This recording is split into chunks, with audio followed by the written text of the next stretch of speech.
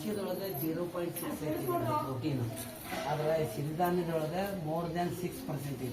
ಅಂದರೆ 6 ಪಟ್ಟು 6ಕ್ಕಿಂತ ಹೆಚ್ಚು ಪ್ರೋಟೀನ್ ಅಂಶ ಜಾಸ್ತಿ ಇರೋದ್ರಿಂದ ಇದನ್ನು ಉಂಡ್ರೆ ನಮಗೆ ಆರೋಗ್ಯಕ್ಕೆ ಬಹಳ ಒಳ್ಳೆಯದು.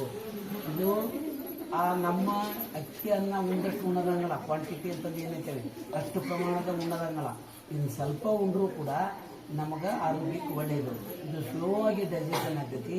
ನಿರಂತರವಾಗಿ ದೇಹಕ್ಕೆ ಬೇಕಾಗಿರ್ತಕ್ಕಂಥ ಗ್ಲೂಕೋಸನ್ನು ಪ್ರೋಟೀನನ್ನು ಕೊಡ್ತಾ ಇರ್ತೈತಿ. ಅದಕ್ಕೆ ಇದನ್ನು ಉಂಡಾಗ ಕನಿಷ್ಠ 5 ರಿಂದ 6 ತಾಸು ನಮಗೆ ಹೊಟ್ಟೆ ಹಸಿವಾಗೋದಿಲ್ಲ. ಅಷ್ಟೇ ಅಲ್ಲ, ನಮ್ಗೆ ಎನರ್ಜಿ ಲಾಸ್ ಆಗೋದಿಲ್ಲ. ಯಾಕಂದ್ರೆ ಇದರೊಳಗಿರ್ತಕ್ಕಂಥ ಪ್ರೋಟೀನ್ ನಮಗೆ ನಿರಂತರವಾಗಿ ಸಪ್ಲೈ ಆಗ್ತಾ ಇರ್ತೈತಿ.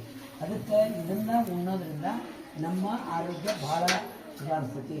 ಯಾವುದೇ ಕಾಯಿಲೆಗಳಿಗೆ ಇತ್ತೀಚಿನ ದಿನಗಳಲ್ಲಿ ಇದು ಕ್ಯಾನ್ಸರ್ ಆಗಿರ್ಬೋದು, ಆಮೇಲೆ ರಕ್ತದ ಒತ್ತಡ ಆಗಿರ್ಬೋದು, ಆಮೇಲೆ ಬ್ಲಡ್ ಪ್ರೆಷರ್ ಆಗಿರ್ಬೋದು, ರಕ್ತದ ಒತ್ತಡ ಅಲ್ಲೇ ನೀವು ಎಲ್ಲ ಉಣ್ಣಾಕತ್ತೀರಿ. ಶಾಲೆ ಒಳಗೆ ಮಿಡ್ ಡೇ ಮೀಲ್ಸ್ನಾಗ ಸಿರಿಧಾನ್ಯಗಳ ಪೈಕಿ ಒಂದಾಗಿರ್ತಕ್ಕಂಥ ರಾಗಿ ಮಾಲ್ಟನ್ನು ಬೆಳಗಿನ ಅವಧಿಯೊಳಗೆ ನಿಮಗೆ ಕೊಡೋಕ್ಕೆ ಕಾರಣ ಏನಂದ್ರೆ, ಬೆಳಿಗ್ಗೆ ನೀವು ಬರುತ್ತಿನ ಅದನ್ನು 1 ಗ್ಲಾಸ್ 200 ml ಅದನ್ನು ಉಂಡ್ರೆ ಕುಡಿದ್ರಿ ಅಂದ್ರೆ ನಿಮಗೆ ನಿರಂತರ 1.5 ಮಟ್ಟ ನಿಮಗೆ ಏನು ಮಿಡ್ ಡೇ ಮೀಲ್ಸ್ ಮಧ್ಯಾಹ್ನ ಅವಧಿಗೆ ಕೊಡ್ತಾರೆ ಅಲ್ಲಿ ಮಟ್ಟ ನಿಮಗೆ ಎನರ್ಜಿ ಲಾಸ್ ಆಗೋಂಗಿಲ್ಲ.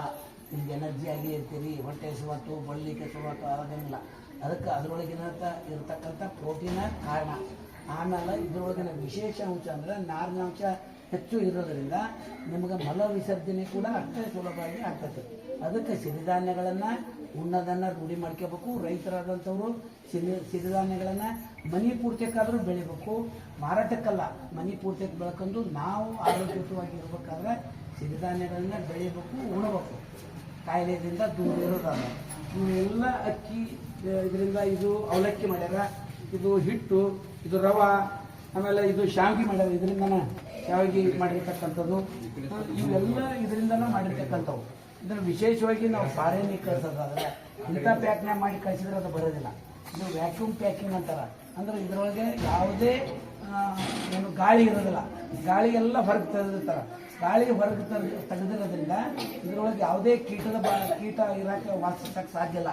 ಅದಕ್ಕೆ ಫಾರಿನಿಗೆ ಕಳಿಸ್ಬೇಕಾದ್ರೆ ವ್ಯಾಕ್ಯೂಮ್ ಪ್ಯಾಕಿಂಗ್ ಅಂತಾರೆ. ಇದಕ್ಕೆ ಹಿಂಗೆ ಮಾಡಿದಾಗ ನಾವು ಹಂಗೆ ಸಾದಾ ಪ್ಯಾಕಿಂಗ್ ಮಾಡಿದರೆ ಕೇವಲ 2.5 ತಿಂಗಳ ಅದಕ್ಕೆ ಅವಧಿ ಹುಳ ಆಗಿಬಿಡ್ತೈತಿ.